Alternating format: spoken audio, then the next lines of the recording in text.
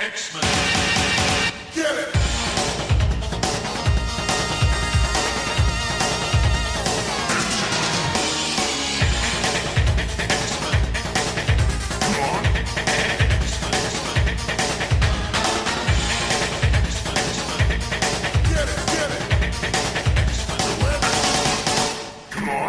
Hey everyone, and welcome to another exciting episode of Battle of the Atom. This is your weekly X-Men podcast where we rank every X-Men story from A to Z. I'm Adam. And I'm Zach. Adam, happy, I don't know, man, I don't have an intro here. Happy Tuesday. We record on Tuesdays, folks. It's Tuesday. We do. Yeah, I mean, they hear us on Mondays for the most part, but... For the most part. Unless you want to be a patron, because then you can listen to us early, which is usually nice. It is usually nice, especially when someone remembers to upload it, even though it was definitely edited on time, and someone didn't say, "Oh yeah, that's where that is," and be like, "Well, I'm away from my computer, so I'll get to it really soon," and then forgets for 3 days. Listen, the important thing, Zach, is that you are safe. You know, I think a lot of listeners may have been alarmed by the ending of our last episode, but you are okay. Your home is fine. Storm passed. My home's fine. A bird feeder did get tilted over slightly and can be fixed. So we got that trouble. Well, actually, there was the storm hit really bad, destroyed a bunch of fences mostly. There's a bunch of knocked over fences. Not mine. My fence is in great shape. Okay. I'm glad for that. I did lose one tomato. I did lose one unripe tomato. It was beaten around. It fell off a little too early, and that is, something that we're going to have to deal with. But I will make it through somehow. If only you could have generated a magnetic field around your garden, you would have been fine. I would have been fine. We're talking about Magneto this week, folks. We all like Magneto. He's a terrific athlete. He's one of my favorite characters. He's very good. He's a big old metal man. No, Colossus is a big old metal man. He's a big old man who can control metal. Yeah, so we have a range of stories this week, and just as a quick content warning, we are going to start with a miniseries that does talk about Magneto's origin in the Holocaust.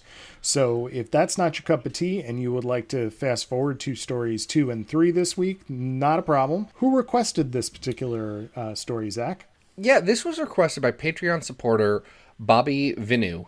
Bobby went over to patreon.com/comicsxf, said, "Folks, I like what you're doing. I'd like to throw a couple of dollars your way, and hopefully you guys can talk about some cool and important X-Men stories." Which is what we're doing today.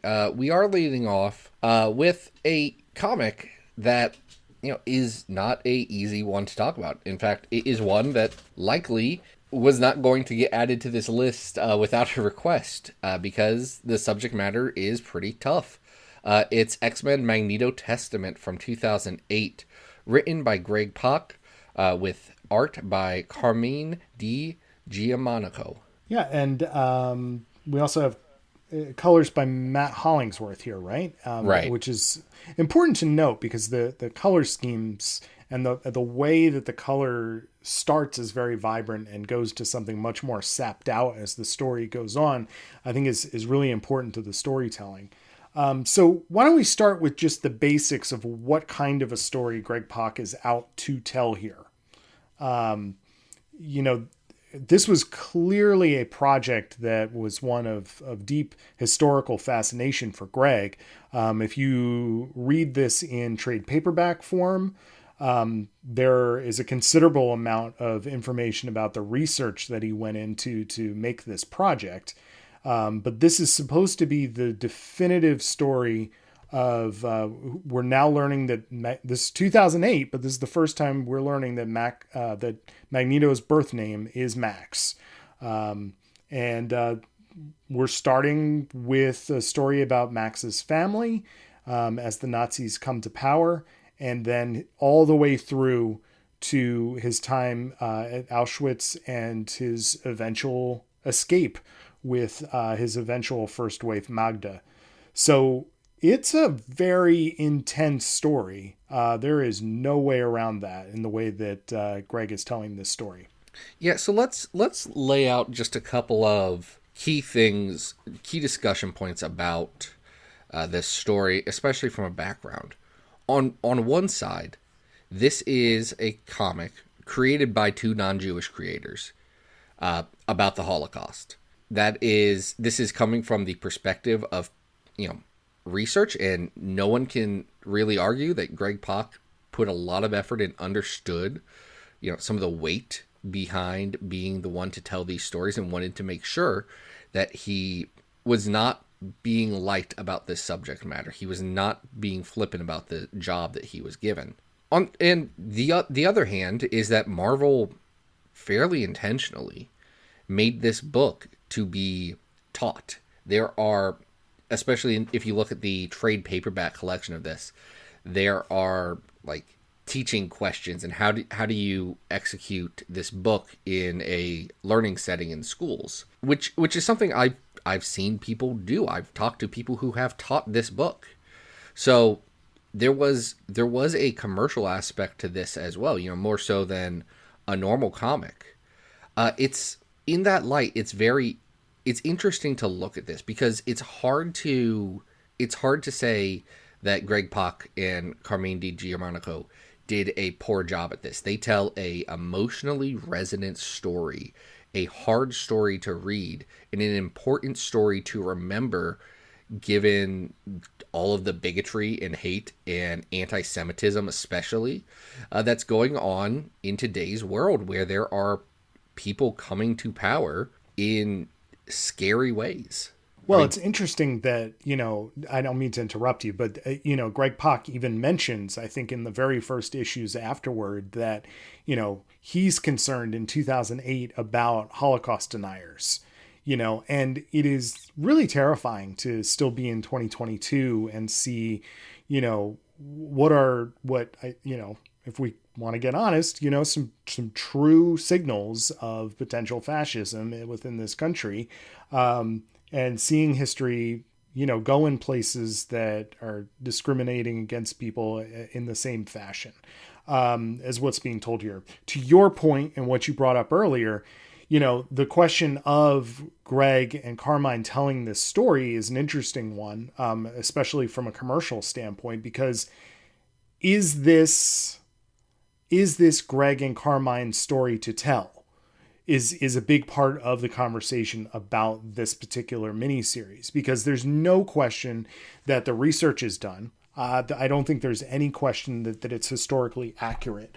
But when we're talking about something with such significance to a community, you have to wonder why this project wasn't executed by people who were Jewish. And specifically because the Holocaust was not just recent. It was in living memory at the time and continues to be in living memory.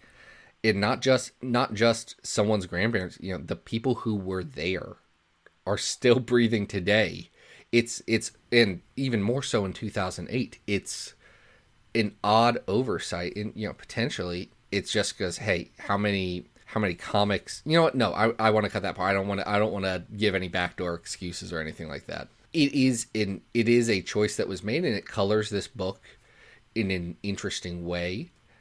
That said, with that as prologue to this, I mean, this is a book written by Gentiles about this event, and we are two non-Jewish dudes talking about it. So, you know what? That's how we are approaching this. We're taking it based on this is our read from the fact that, I mean, I don't know about you, Adam. I was heavily exposed to Holocaust narratives as I was growing up, wanting to make sure that, we understood that a horrific thing happened and the human cost of that, and the fact that that was something that happened very, very recently at the time. So I think it's another interesting thing I know you wanted to bring this up as well, is that, I'm remembering back to when I was in like 5th or 6th grade and seeing, I don't know if you got these, but those little Scholastic order book, order catalogs you used to get in elementary school. And I remember that was how I got my copy of Mouse. So, the only reason I bring that up is because, you know, when we talk about comic books and we talk about Holocaust memoirs, we can't mistake this for a Holocaust memoir. At its core, it is still a comic book, a superhero comic book. It is being told within the context of the fact that this main character will grow up to be Magneto, the character that we know and love, versus, you know, what Art Spiegelman is doing with a generational tale of what happened to both his parents and then how he is dealing with that, you know, in terms of the relationship he has with his father. So there's a big difference between these two things. So when we're talking about this book, I think it's really important that it's looked at within that regard, because, you know, one of the scenes that really stands out to me as I was reading this is, and we talked about this when we talked about Old Man Logan, right? In Old Man Logan doesn't pop his claws until the very end of the story. And it has this like an enormous impact. We have seen through classic X-Men backups and other flashbacks that we've seen throughout X-Men, when Magneto finally, you know, has his powers and finally uses them for the first time, right?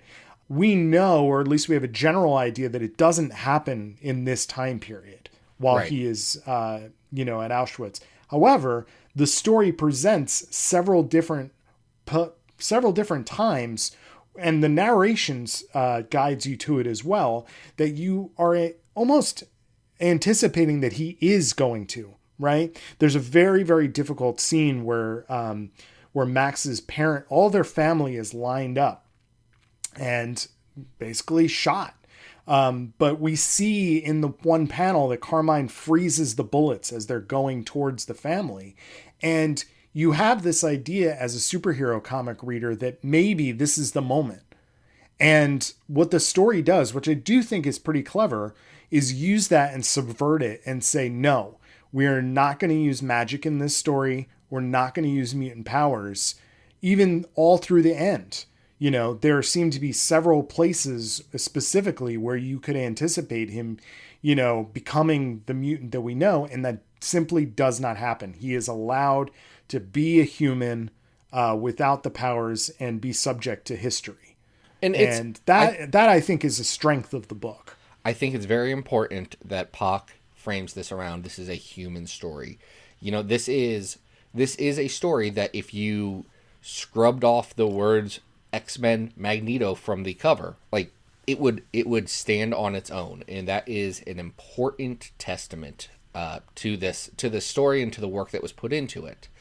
I do think your point about, hey, this is a retelling, this is not a memoir, is pretty key to this. I mean, this feels like the book that Marvel made to say, listen, if you're going to just be an ignorant comics fan and just only consume comics media, at least we've got like this one thing in here. Like this can be that. But what I don't think is this is not a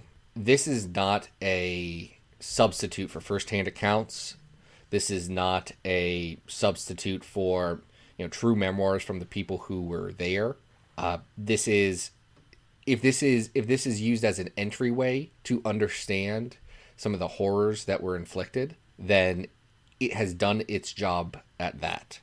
But I don't think that this should be the last thing that people read in the be all end all of their knowledge. Yeah, absolutely. I mean, I think if we're talking about it in using it as an academic resource, I also call that into question, because I don't think this really fits those parameters. And, you know, just to clarify what I mean here, again, it is not that it is historically inaccurate. I think one of the faults actually of these issues is that it becomes reliant on textbook style, you know, footnoting, if you will. It tries to get every last, from a pure narrative standpoint, it tries to make sure that every last important historical moment and every step towards Auschwitz is well documented. And on one hand, I appreciate that from an accuracy standpoint. I do think, to your point, from a narrative in a 5-issue comic, it does slow things down a bit. Just from a storytelling standpoint, it becomes less about this character's experience and the people around him, and I applaud Pac for trying to put all of this stuff in, but what the end result turns out to be is that you end up having these pages that really just look like he's cataloging, dates and cataloging events, as opposed to them actually being part of the story or part of the, the actual narrative of what's going on. Even though we know that, if we're talking about this holistically and globally, that all of those things lead to where Max ends up. So I want to say that as an artistic product, I think that, this is very well done. Oh, yeah. I think Carmine's artwork is not flashy. It is far from what we've seen him do in other superhero books. And I gotta hands off to Hollingsworth for the colors. It's beautifully done in terms of the way that it slowly dilutes the color, and goes from something very vibrant to something very faded out. But I do think that all of these caveats that we're bringing up about what this story is and what it necessarily shouldn't be used for are two different things. You know what I mean? I agree with that. I'll tell you, folks, we are mostly a jokey podcast.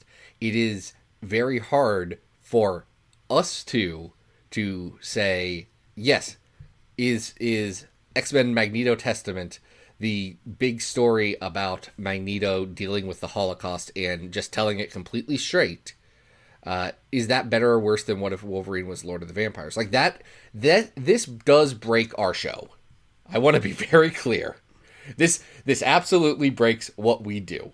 Yeah, I mean, that's where things become difficult. And we'll get into the ranking in a second. But I think that the part that really complicates it beyond the difficulty of the subject matter itself is who created it and what Marvel intended the book to be used for from a commercial standpoint. And, right.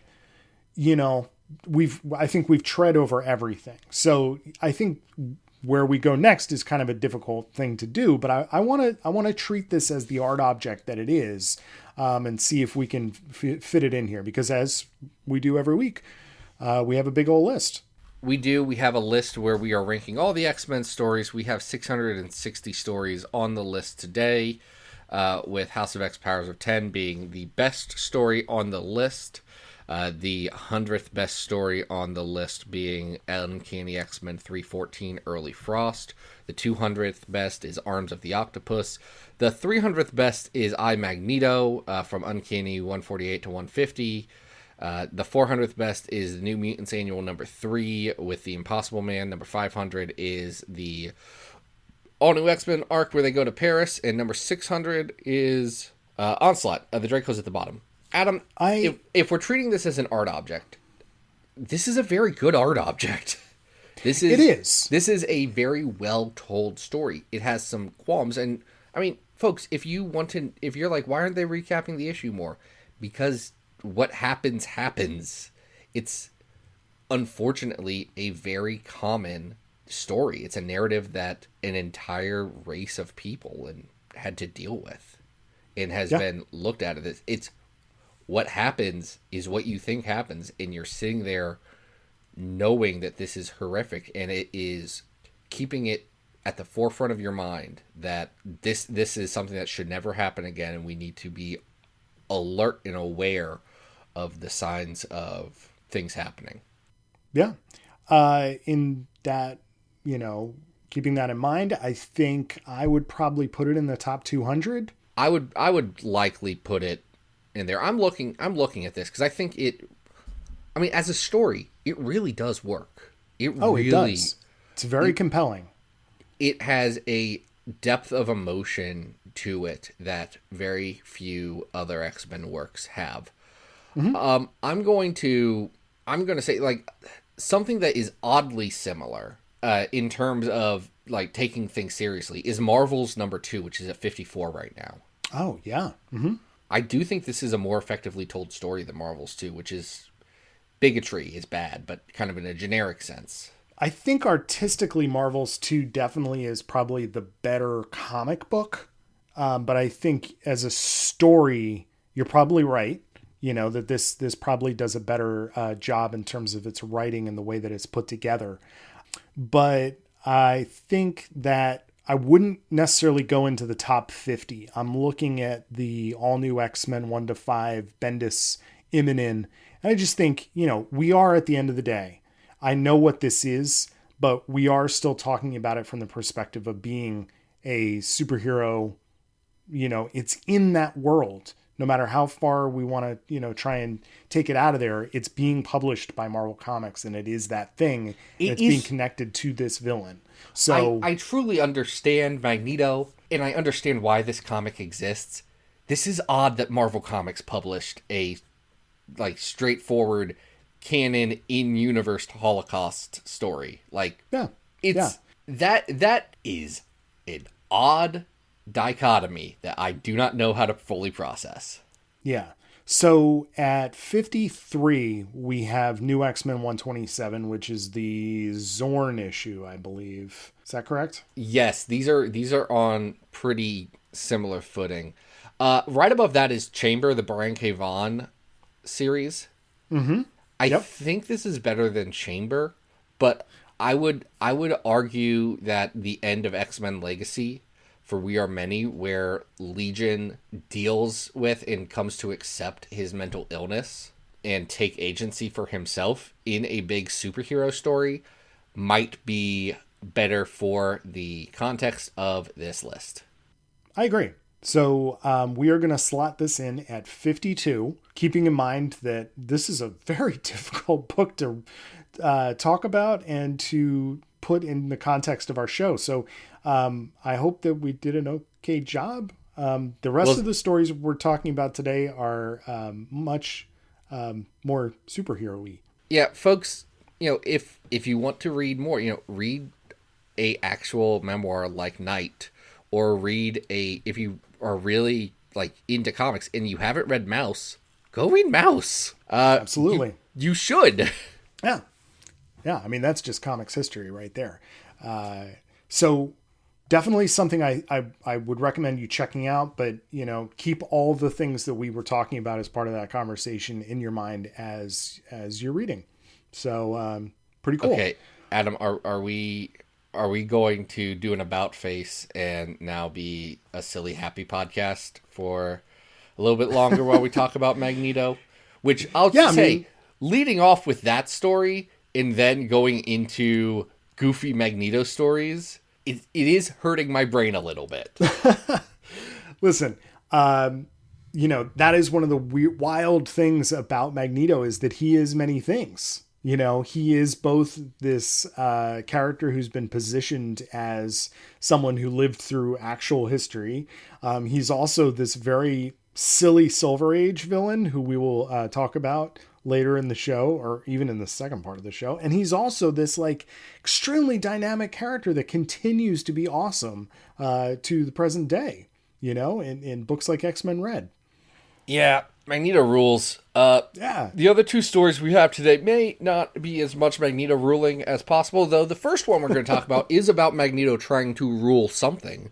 And that is X-Men Magneto War. This is a collection that... So let's put this into some context. The year is 1999. It has just turned over.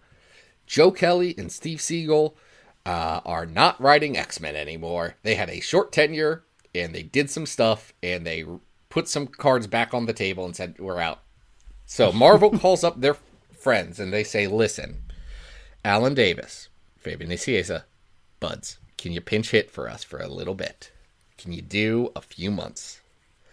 And those few months for Alan Davis lasted a year and a half. It was 6 issues, and he kept getting 6-issue arcs and being like, I don't know what you want me to do with this, guys. And it's not great, but the start of that is Magneto War. It begins with X-Men 86, goes through or 85, goes through 86. Also Uncanny 366 and 367, and the X-Men Magneto War #1 one-shot. Joe Kelly writes a bit of 85. Alan Davis does the pencils. Fabian Nicieza also co-writes this with Davis. Lee Weeks does art on some of it. Leinil Francis Yu and Davis take on, the bulk of the crossover. Yeah, so, if you ever wanted to know what Joseph's origin was, this is the story for you. And we've talked about Joseph a couple times on this show before, but I don't know that anybody was really pining for an explanation, but Alan Davis decides, hey, I'm going to provide one for you anyway. So that's what Alan Davis really does is say, we have to write out Joseph. Joseph is bad, and we got to get rid of him, and he's been around for far too long. Joseph's been around for like 4 years now. Yeah. Too long. Too long for Joseph. And Joseph was, if I'm just guessing, was initially supposed to be Magneto post the fall of Avalon. He was supposed to be Magneto. Right. It's just, I guess they decided that, that wasn't going to be the case anymore. Well, what happened is Scott Lobdell was no longer on the books. Right. Right. And this is a weird one because it opens up with 85, which I think is actually the strongest issue of the run of this series, where Magneto decides that he is going to give humanity one last chance. He is going to find the most average guy he can and try and see, is he bigoted? Does he hate mutants? This is such a stupid way of doing this. Oh, listen, Magneto's plan is bad. He's going to rest all of the world's fate on this one construction dude who's like, I ain't got no problem with mutants. Want to get a hot dog? Magneto's plan blows up in his face for a while, which is the point that Davis is making. Or Kelly, I guess, in this case. But he's saying, mutants are kind of scary, but I don't know, I'm just not a bigot. He's just saying, I don't want to... Look, man, I don't know what your deal is. You're kind of giving me some racist vibe. I don't want to... Man, I'm not.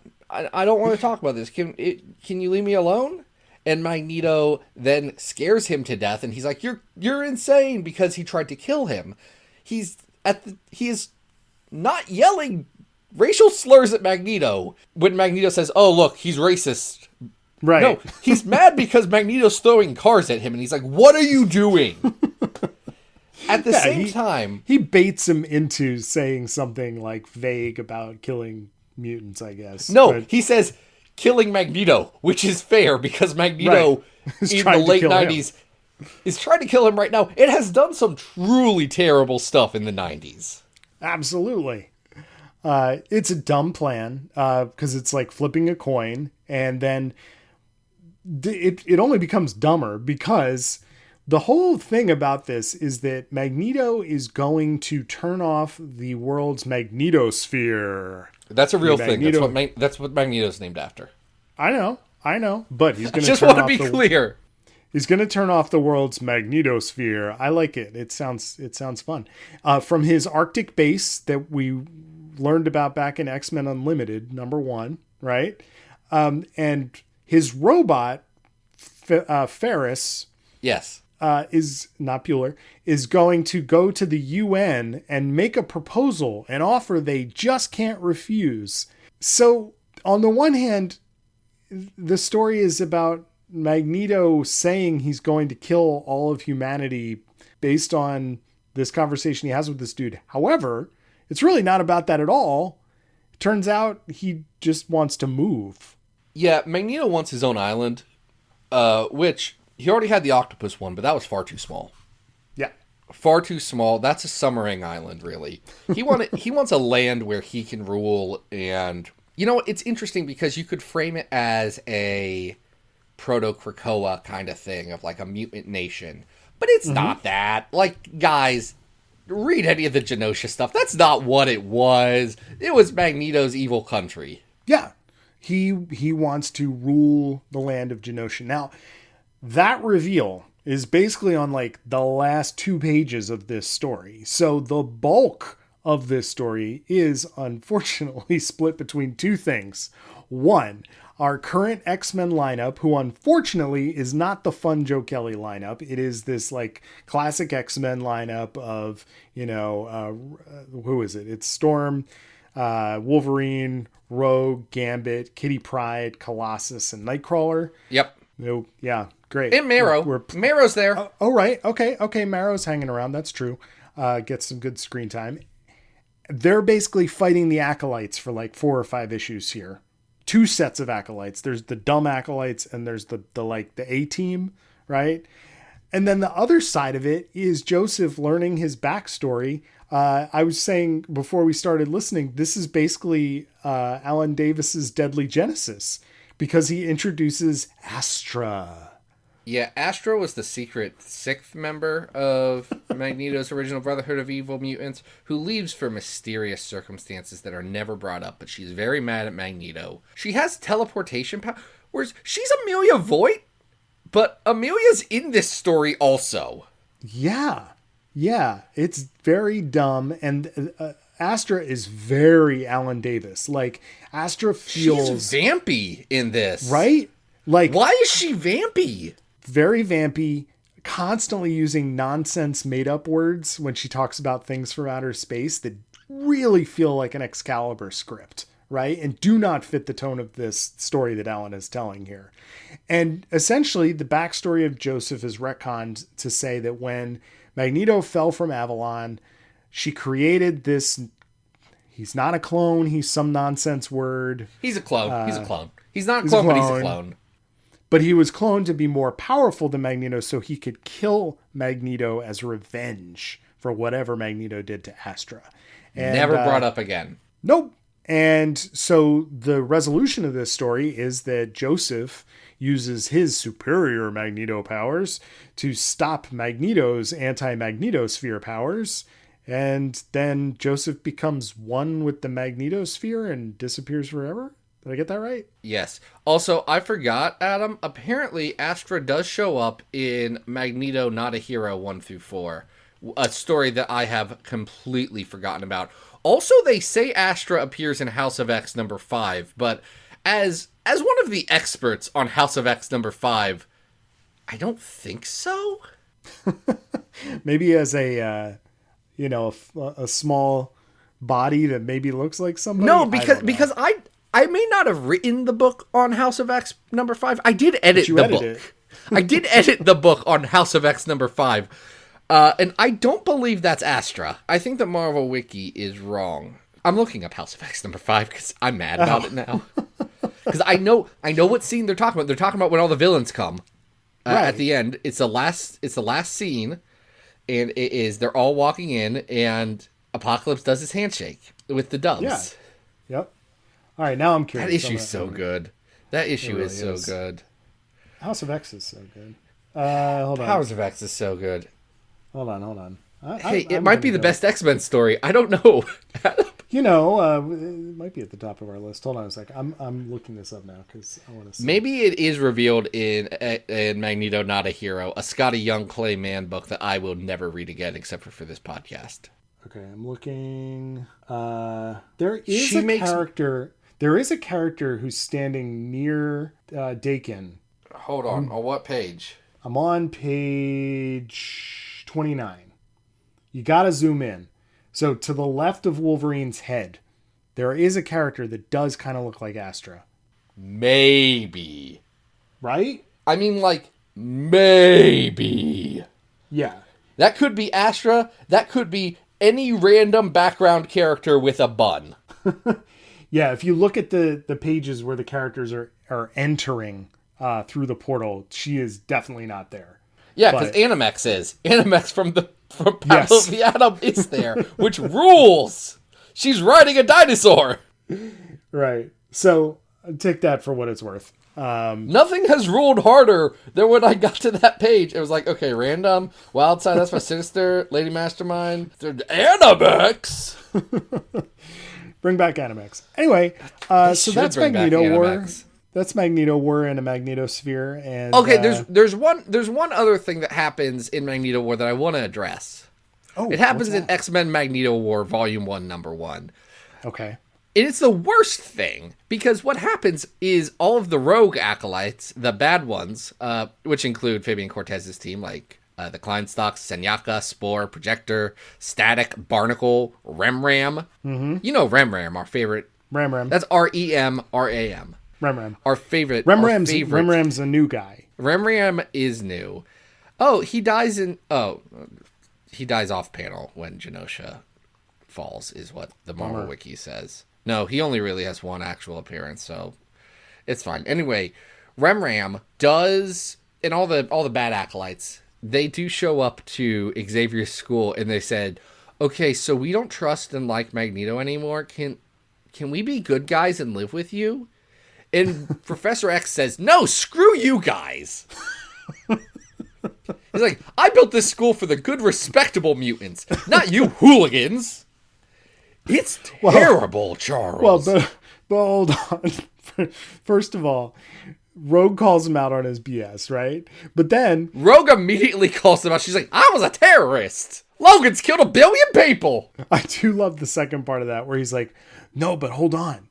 I told him no because we're going to use him as bait so that we could figure out where Magneto is. And they're like, well, why would they know? They don't follow him anymore. They very explicitly don't know, Charles. It's a very bad plan. Do you know who does not show up in the rest of Magneto War? It's Remram and Spore and the Kleinstock brothers. No, we do get Mellencamp for a little bit. We get Mellencamp, who, I don't know when Mellencamp came back from the dead, because he got exploded from the inside. Right, an Executioner song. So he's still walking around. We also get Katu and Kamel and Vindaloo, which, oh man, that's a bad one you did there, Davis and Nicieza. Y'all shouldn't have named the only Indian guy in X-Men Vindaloo. This ain't great. It's basically like, I will say, Alan Davis's art looks fantastic. He's an amazing artist. art looks good.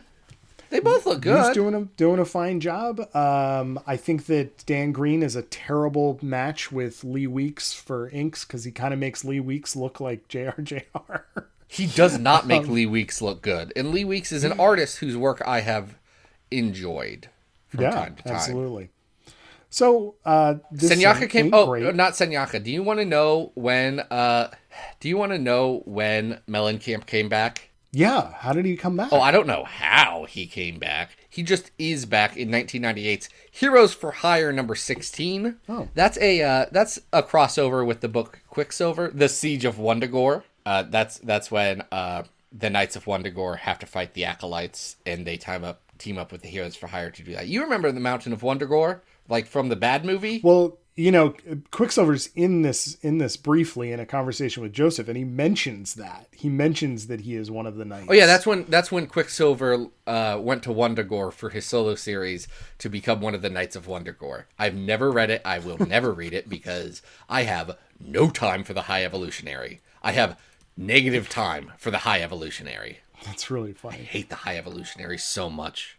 He's the worst. So, in this story's defense, I don't think this is quite as bad as down at 630 Eve of Destruction, which is basically this is better than Eve of Lobdell's, Destruction. Like, do you know what's weird about this though? Yeah. So, like we had said at the start, I forgot to bring this up, and I apologize. But like I said, this is them kind of like resetting the X-Men after Joe Kelly and Steve Seagle did something weird with them that was good actually, but Marvel didn't think it would sell enough underwear. Mm-hmm. You know what the last Scott Lobdell X-Men story was, right? It's leading up to Eve of Destruction, though, isn't it? It's Operation Zero Tolerance. Yeah, Operation his last... And OZT was supposed to end pretty much like this. Right? Pretty much like this. Yeah, I so remember their you first guys idea coming back was to do this. Yeah, because you guys were talking about this in the Slack the other day, was that the original ending of OZT was Magneto tearing the helicarrier apart, and then it becomes an all-out war between, like, Magneto and his followers and, like, Bastion and, all the humans, right? Like, wasn't that the thing? Yeah, that's what it was. So it is weird that they just keep, like, revisiting Magneto threatens to destroy the world multiple times after It was their this. only idea. It was Yeah, I their know. only idea. Yeah, it's kind of bummer. So higher than 630, but I mean, it's better than... Where's the 12? Because this is better than the 12. the 12 is at 626, so it's not much higher. Oh, wow. Yeah. Ooh. Is this better or worse than the rise of M-Tech? The dawn of N-Tech at 550? I think this is better. I mean, at the very least, Alan Davis's art is coming out swinging. Yeah. This is not as good as 520. M-Tech is at 550. It's not as good as 526, which is Wildcats X-Men. It's not. Nope. No, it is not. And not as good as Days of Future Present. yeah, I'm looking down the list. That's a 531. Probably better than the Wizards of the Coast X-Men movie special at 540, no? I mean, yeah, probably. But like 537, Cyberforce X-Men. Cyberforce X-Men better. It is. And right above that, Mystique 1 to 6. Yeah, I think you're right. Is this better or worse than The Extremists, the Ed Brubaker story about the Morlocks? I think this is better than that, and I also think this is better than X-Men Half at 538. So this would be our new 538. This will be our new 538. That's fine. This is Magneto War. Yeah. Guys, Magneto as a character was not doing so hot a lot of the time.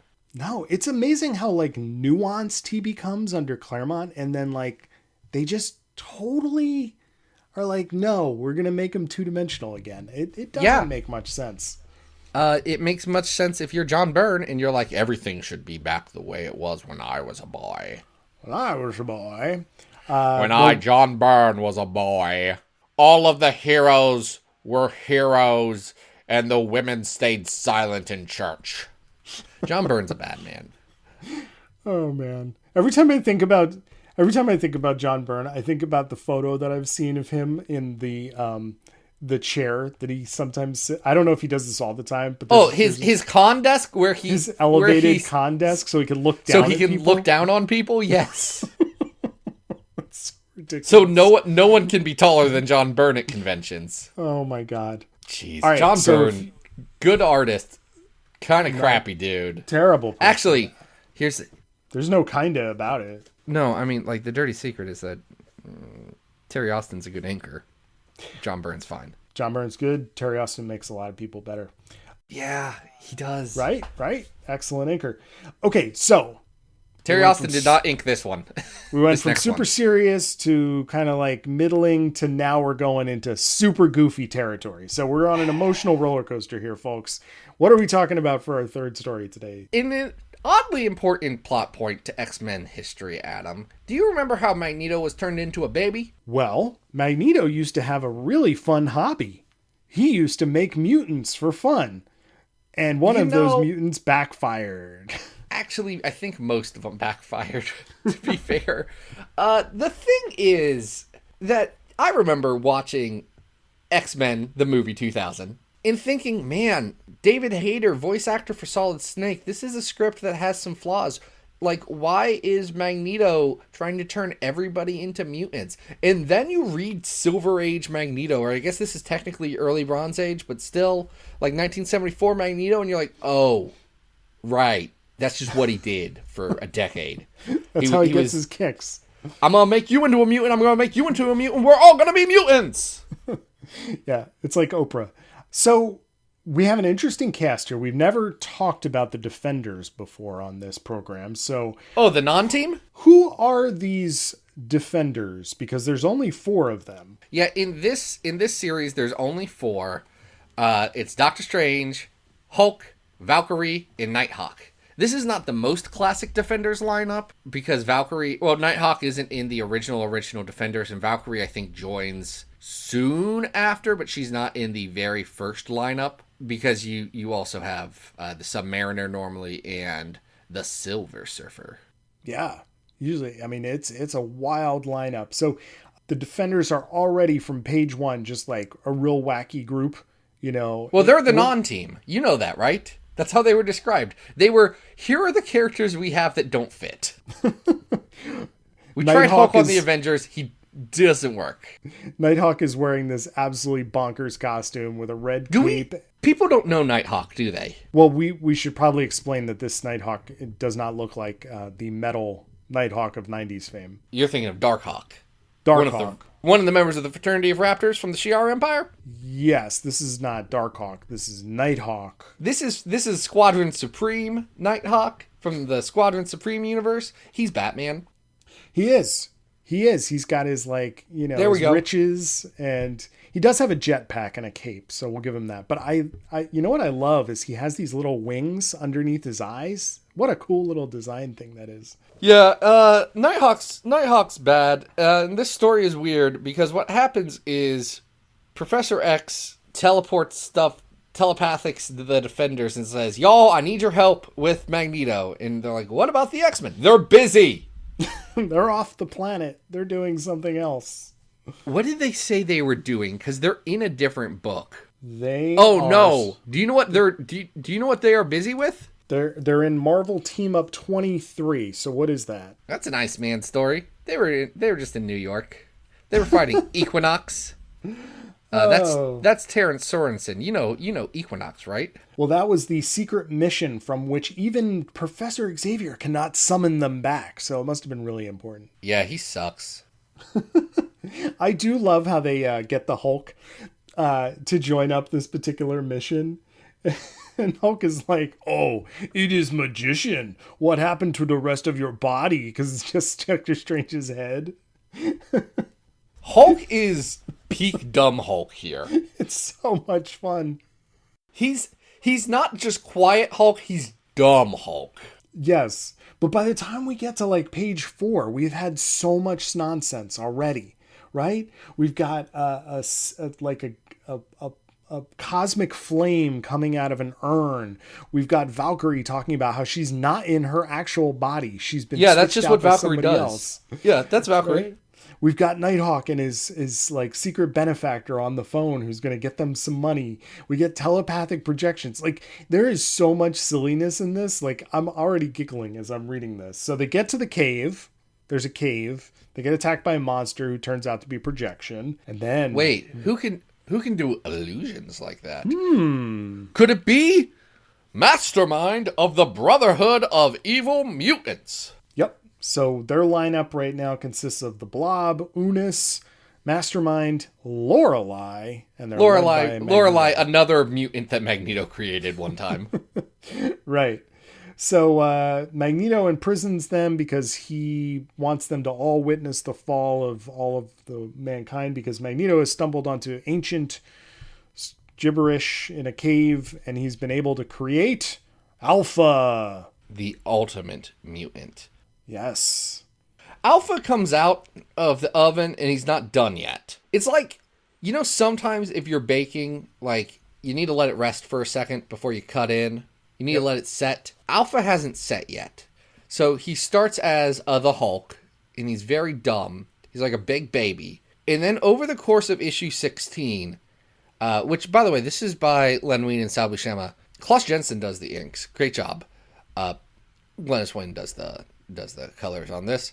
Alpha goes from Hulk to Starchild very quickly. Yeah, it's really fast, and it's also very funny because every time he uses his powers and gets smarter, his head starts to get bigger.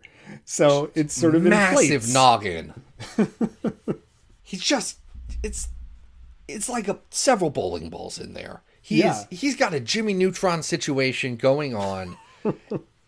And instead of resolving the fight by any means, the Defenders stand there while Alpha decides, actually, I don't like Magneto, and turns him and the Brotherhood into babies. Yeah, that's pretty much it. He uses his powers to cosmically judge the Defenders versus the Brotherhood, decides the Brotherhood is guilty, and says, hey, you guys are acting like kids. I'm going to make you into literal babies. And that is how the story ends. Did I mention this all happens at the United Nations? A strange recurring theme here. Yeah, it's weird. It's so important that Magneto gets turned into a baby, though. Yes, it is It's really the important. crux. It's the crux of so many important comics that Magneto got turned into a baby once. Why is that? Well, because without this, we don't have Moira doing the genetic experimentation that we learn about later, which is a retcon, right? But why? Because, Okay. No, hold on. Because Christopher had to write that. Christopher Claremont chose to write that. Christopher Claremont chose to unbabyfy Magneto, which he could have done off screen. No one would have noticed. And he pretty much does. But then he could have never addressed it again. Instead, he makes the cornerstone of Magneto's A, legal defense, and Right. B, his grand exit from the X-Men. In that whole storyline about that time Magneto got turned into a baby. You never hear anybody else talking about that time they got turned into babies. Well, except for Blob very recently in a Victor Lavelle comic that ruled. Yes, that was It's just so great. Blob's like, I got turned into a baby once. I don't know, man. Who is he talking to in that scene? It's so funny. He's talking to, They're just who is standing on a cliff, and he's talking that to is- Skin. He's Yes. talking to Skin from Gen X. He's just like, yeah, I got turned into a baby once. I don't know, man. Life's weird. It's the gift that Leo Williams gave us of Blob being a good character cannot be overstated. Oh, it's wonderful. Though I do It's so really, wonderful. I do want to return to one of my ongoing things that I've learned to enjoy from doing this show, which is the friendship between Blob and Unis the Untouchable, who is very fun in this adventure as well. I love great. when Unis pops up. It's great. Unis the Untouchable sucks so much. Do you know how many kids Unis the Untouchable has had that are also superheroes? Well, Uniscione was in. I don't speak Italian. I don't Uniscione know. was in Magneto War. We didn't mention that. And Radius was, I don't know, in Alpha Flight somewhere. I won't read Alpha Flight, so sorry. So I'm obviously not going to do it. So Unis's problem with touching Kate has obviously been resolved because he's doing some touching. Unis, listen, that cad, he's gonna find a way. He is. It's just you can't resist him. He's got that swarthy Italian charm. Absolutely. So you may think I'm crazy here, but I had so much fun reading these two issues. They were really funny.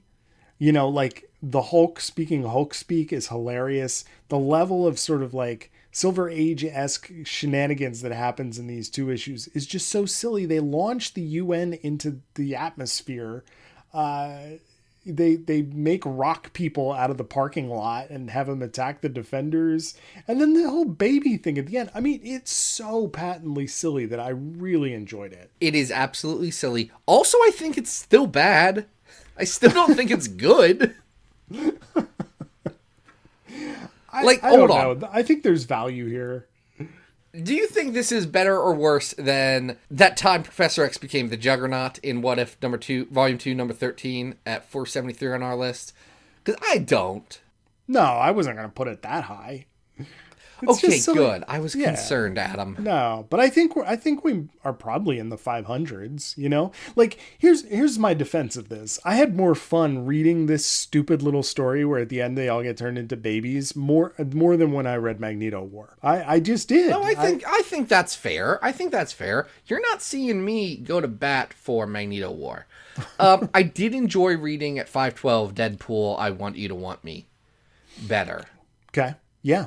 I think that was a better constructed tale. I think this might be a better read than Spotlight on Starjammers, though, at 532.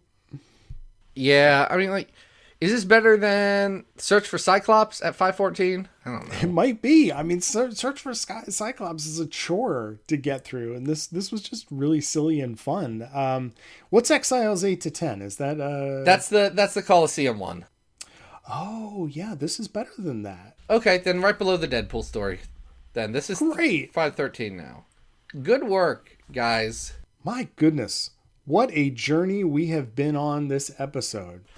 Folks, I want to thank Bobby for recommending this and throwing things out on Patreon so that we would cover these stories. If you want to be like Bobby, you can go over to patreon.com/comicsxf, toss a couple of coins into our coffers, and then we'll do a story that you want us to do. Adam, what do you got going on? What are you doing today? Geez. So, folks, you can always follow me on Twitter at Arthur Stacy. If you are not following Our Best X-Men stories on Comics XF, I highly recommend it. I think the third one just came out, written by the Claremont run about Inferno, which is a lot of fun. And if you missed mine or Karen Charm's piece, the series continues for the summer, so check that out. And Zach, what do we got on tap for next week? Do you know what we're talking about next week? No, what are we talking about next week, Zach? Nicotine, Valium, Vicodin, marijuana, ecstasy, and alcohol. Those sound like drugs. Nicotine, violin, Vicodin, marijuana, ecstasy, alcohol. What the hell? Cocaine? We're talking about the feel-good hit of the summer. We're talking about drugs, buddy. Okay. Folks, this has been Battle of the Atom. We hope you survived the experience.